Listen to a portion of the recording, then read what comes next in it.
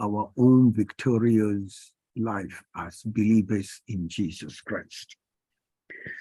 So, my friends, we have done a little kind of selected 3 portions of 1 John and then did some exegesis. And I'm hoping that you will be able to do a similar thing with the other part of the letter John, 1 John, as well as the other Bible passages that we selected. Any other question before we go on to the second letter of John?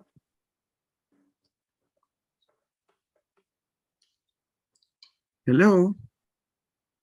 Please, my hand is up. Benjamin. Yes, sir. Question Frimpong. Yes, sir. Question Frimpong, you know something? My father was Frimpong. Oh, okay. And I'm also Kwesi, you see. Wow. Now you see, now you are happy. Okay, go on, carry on with you. All right, thank you, sir, for the opportunity. Please, on the one you just discussed about the statement, this is the one who came by water and blood. I was looking at it, and I want us to discuss. Could this not be referring to the dual nature of Christ? And because in most I'm referring to what? The dual nature, like Jesus being man and then being God at the same time. And when you talk about the water and the blood, yes, sir. No, that one is not on that kind of. He's talking about more what Christ did. Okay. Than the God man. No. That is Christ. He gave his life to us. He died on the cross, and he truly died, because when they pierced his heart, there was water and blood separating, meaning the man was truly dead.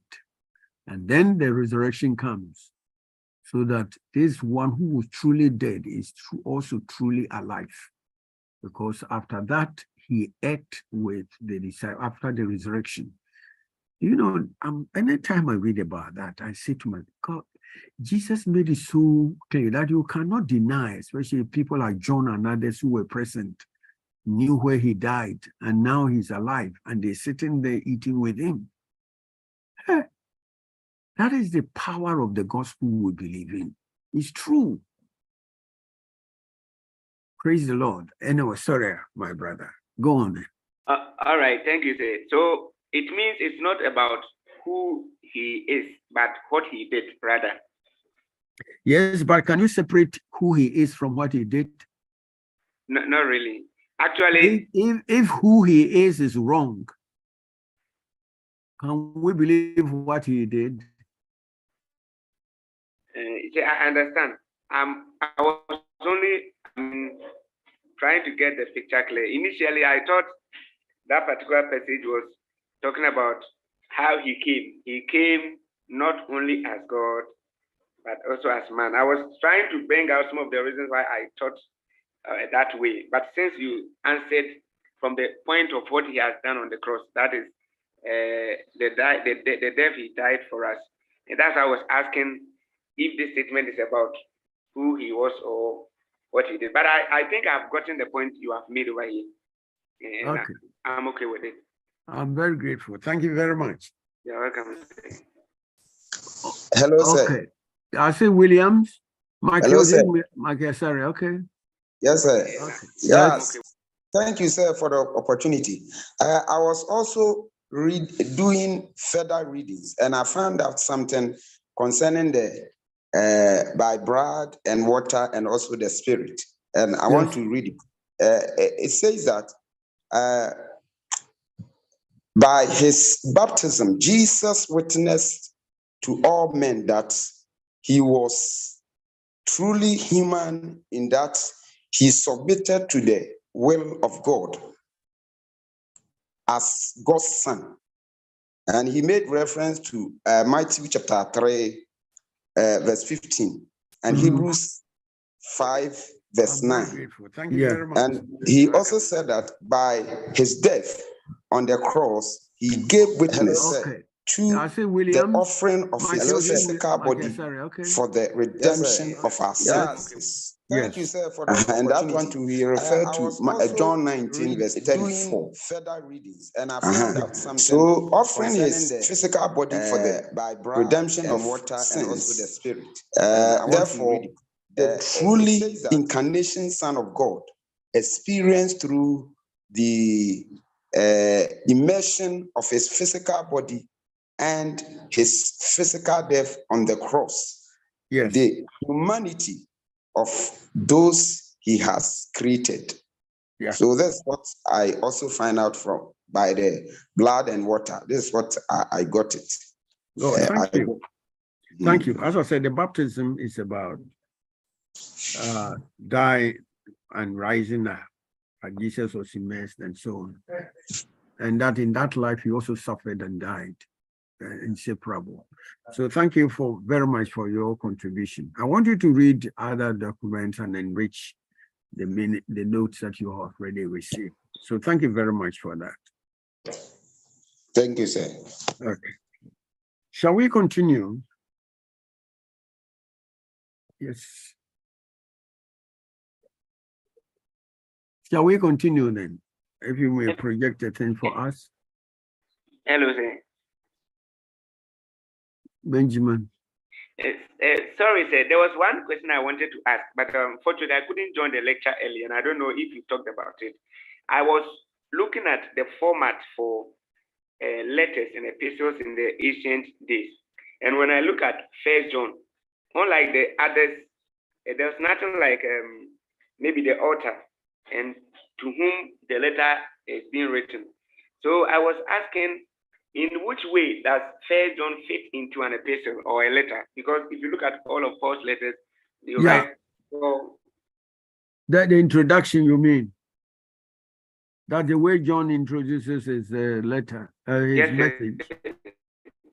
Yeah, it's one of the interesting things that we saw that we didn't make that point. You know, if you read what Peter is writing and others, they will start others say who they are, like Paul will write, and I'm an apostle, and then he'll go on and then greet the members, and then he come on with a sentence.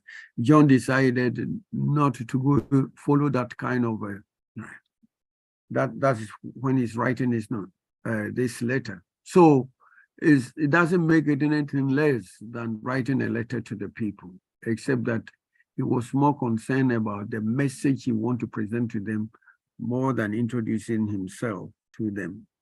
Possibly because he was very well known among those that he was writing to, that he didn't take the trouble to go through, like Paul would say, an apostle of Jesus and so on. But that's not something when you are writing, we all have a different approach of communicating our message. And this is the approach that John takes. He just said, you know, that which was, he didn't say, greetings, I am born. No, that is his also way of writing. So we need to accept it that way. Are you with me, Benjamin? Yes, sir. Yeah. So there's nothing wrong with that. It's just that is the way he decides to approach his letter. As I'm saying, because perhaps the people he was writing to, he was very much in Ephesus there himself and knows them, and therefore didn't go through all those introductory. Shall we go on then? Our friend, if you project for us so that we go to the second letter and possibly the third, and take a break and come back with. Hello? I think he's offline. Yeah, can you project that for us, please?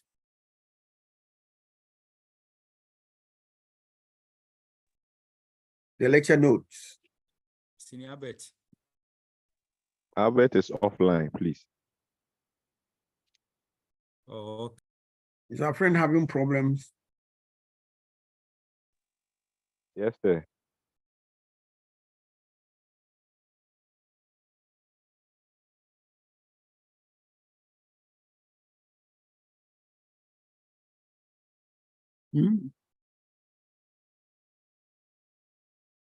Okay, thank you very much.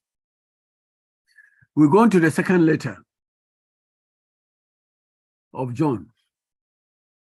All the known ancient manuscripts, as we've written there, agree that the author of this second letter is John, who is writing in a very similar way to the others that we have already received. And therefore, we linked up this John also, the second letter, the John who is writing to the same John, the apostle of Christ. Okay, that's the first thing we note. The elder, if he, I hope please open up to the second letter of John, where it starts to talk about the elder. What we're saying that the elder here is referring to 1 John 1:1. That is no other person but John, the beloved apostle of Jesus Christ. The term that he's using here, the elder, was usually used during their time, perhaps not the way we use it, elders today, but using here as referring to the one who was in charge of a congregation, who was pastoring a particular church. So the elder, by calling himself the elder, John is actually acknowledging his pastoral leadership. Together, you know, Peter also referred to himself as one of the elders. So the word that Peter and John are using here, the elder, may not be the same way we use the word elder today in our church.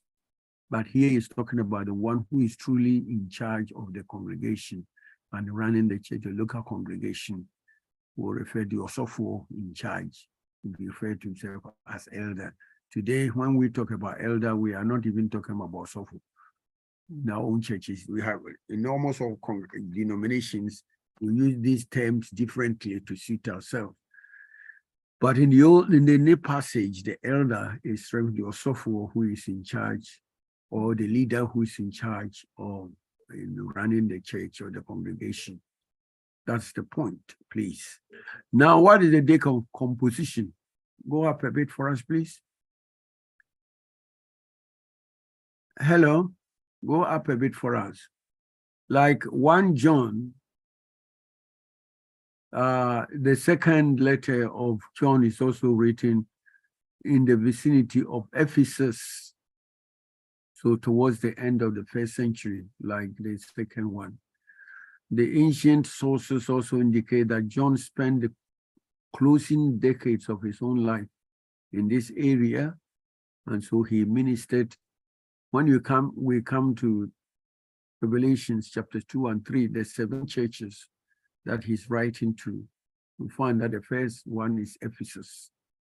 So it's the same John who wrote the gospel, who wrote the 1st John, who is also the one who have written the 2nd John. Who are the recipients? Who are the ones he was writing to? What do we learn from the open sentence?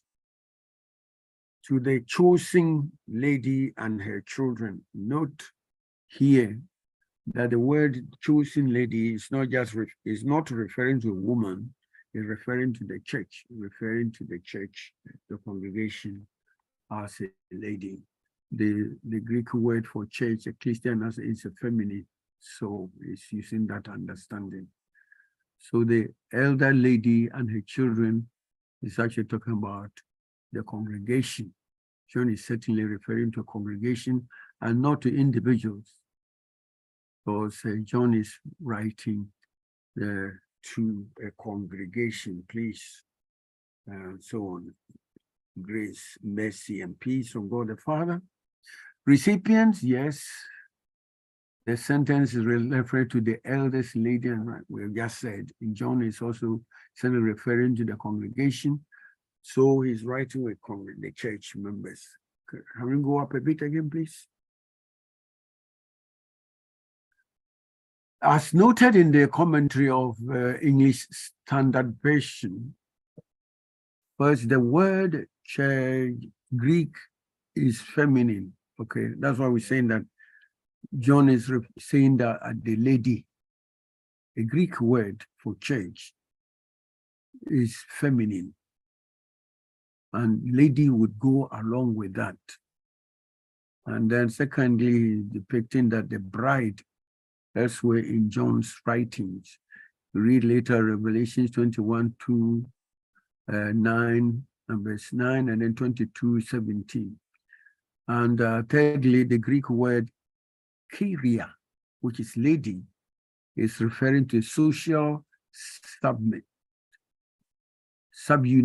a social subunit in the Greek city state. So he's actually referring to the church as elected lady and her children. That is talking about the congregation, the whole church.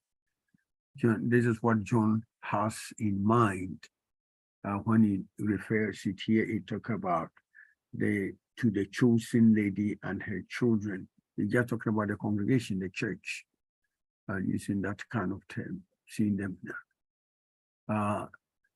There are so many ways that we refer to the church. In some places, we use the word assembly, isn't it? In some, the Presbyterian may talk more about the congregation. The Methodists talk about the congregation as a society, because of all of these that are developed, because of the historical context in which those denominations were formed. The Methodists use the word society because in those days in Britain, when the Methodist Church came into existence, there were all kinds of religious societies. And since the Methodist Church began as a religious society, that has not separated from the Anglican Church, we continue even today refer to a congregation as a society.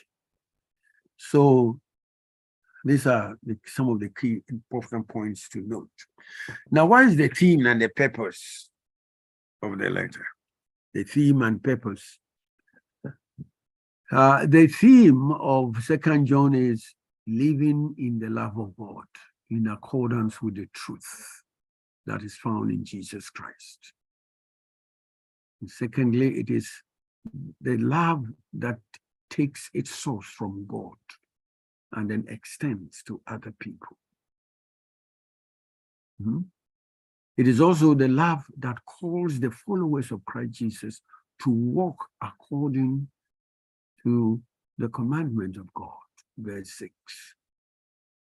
And then tries to urge recipients to love each other and be aware of deceivers. These have always existed. They were always in the church, are those who genuinely believe and love the Lord, and those who are there as deceivers, even today. So John is writing to urge the recipient to love each other and beware of deceivers. Then John offers practical counsel on showing hospitality to traveling missionaries. There were some people who have gone there, been sent to go there. They are to take care of them. And this is what they are to do. They seek to prepare the elect lady for his anticipation visit. That he was. So note that we will not do the exegetical now. We will wait until another time. Shall we go up a bit? Can we go up? Let me take the third letter, and then we can have a break and then come back. The third letter, that is 3 John. The opening greetings of the letter indicates that it was written by the elder. That one too, as this. My dear friend Gaius, start with the elder, then goes to my dear friend Gaius, whom I love in the truth. As we say, the elder here, we're talking about John himself, who was in charge of the congregation there, the elder to Gaius. This elder is certainly John, the beloved apostle of Jesus. In the New Testament times and into the past apostolic era, elders, that is presbyteros, where we get the word Presbyterian and others, was used in reference to church leaders, pastors in the local congregation who are to manage the church. I've given some passages you may want to. The elders were among those who presided at the Council of Jerusalem, remember. These were the leaders of the church. As I said, today we use the term elders differently. I think the way maybe the elders is used in the Church of Pentecost is different from maybe what they're using there. But the point is, each congregation has their own way of using some of these terms. What is important that explain it for your church members to understand, so that when they hear that same expression somewhere, they could tell the difference, as we are trying to do in this passage. Now, what was the date of composition? When was it written? And most likely, go up a place. Up, please. Up, please. Most likely, Apostle John wrote this third letter too in Ephesus in the latter days, as we have already learned. What's the purpose of the third John? He's writing this to John is standing firm in the face of opposition. You could read through that and find that some opposition is going on in the church. The recipient, the Gaius, was facing some troublesome person, someone called Diotrephes. A good lesson is that walking in the truth is the way that this man will be able to challenge this person who's accusing him wrongly. The Christians can embrace life, live out the apostolic message that John emphatically states that we are to do. It has been suggested that 2nd John and 3rd John took originally 2 letters that were sent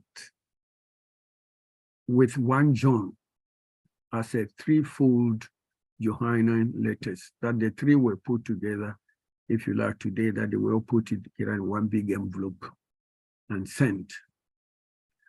Those who held this view, that 3 John was then a personal letter to Gaius, commending the courier of the letter to make sure that this goes direct to Gaius.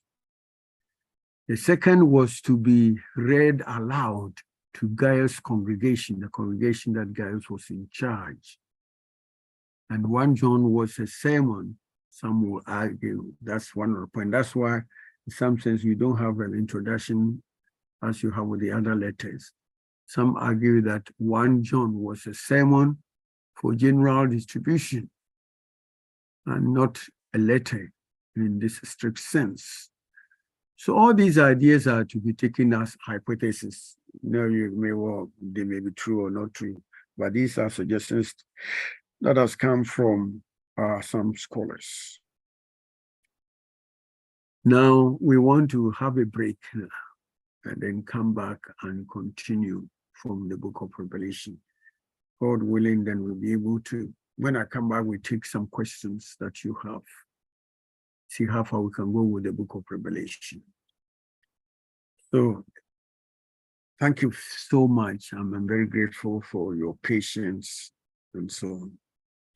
Thank you very much. And then when we come back, what time is it now? 9:40. Pardon? 9:42. 9:42. Yeah, just like yesterday, almost the same time we closed. Shall we come back at 10:15?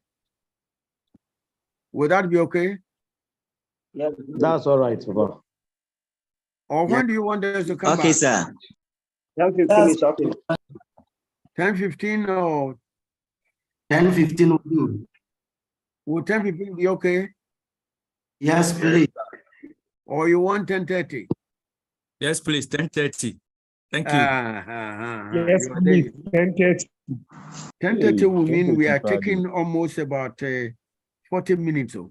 10:15 is Please. okay. Yes. Let's come back at 10:20. Recording So that we stopped. can- Let's come back at 10:20, right? Okay. 10:20. Okay, That's all thank you. right. 10:20, please. Thank you. Have a good 10:20 break. is okay.